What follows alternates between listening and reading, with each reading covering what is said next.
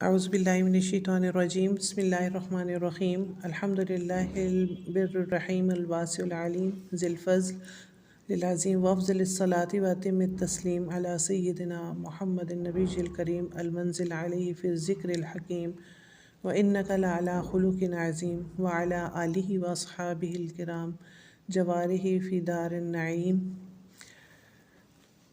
آج ہم اپنے صحیح بخاری کی پہلی حدیث کو شروع کریں گے۔ حضرت عمر بن خطاب سے روایت ہے، انہوں نے ممبر پر کھڑے ہو کر نبی کریم صلی اللہ علیہ وسلم کا یہ ارشاد نقل کیا کہ اعمال کا اعتبار نیتوں کے ساتھ ہے، اور آدمی کو نیت ہی کا صلہ ملتا ہے۔ چنانچہ جس کی ہجرت حصول دنیا کی خاطر ہو یا کسی عورت سے شادی کرنے کے لیے ہو تو اس کی ہجرت اسی مد میں شمار ہوگی۔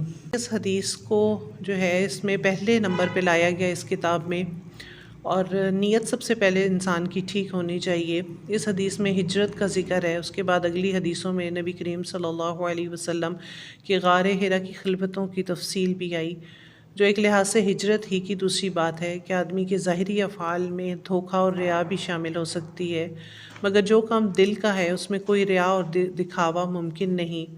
اس لیے امام بخاری کا بھی مقصود یہی ہو سکتا ہے کہ یہ کتاب خالص اللہ کے لیے لکھ رہا ہوں۔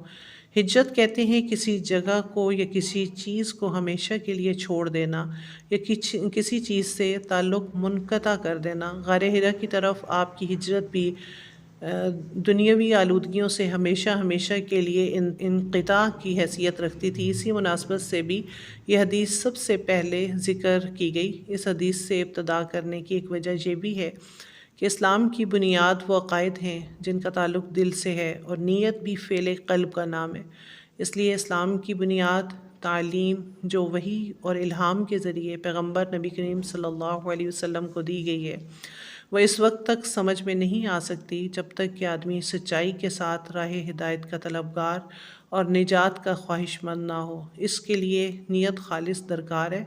اللہ تعالی ہم سب کی نیتوں کو خالص کر دے اور دین کا کام ہم سے لے لے، اور اس حدیث کو جو ہے آسان طریقے سے سمجھنے والا بنا دے، اور ہماری تمام اعمال کی نیتیں اللہ اپنی رضا کے لیے بنا دے۔ السلام علیکم ورحمۃ اللہ وبرکاتہ۔ سبحانک اللہم و بحمدک، نشہد ان لا الہ الا انت، نستغفرک و نتوب الیک۔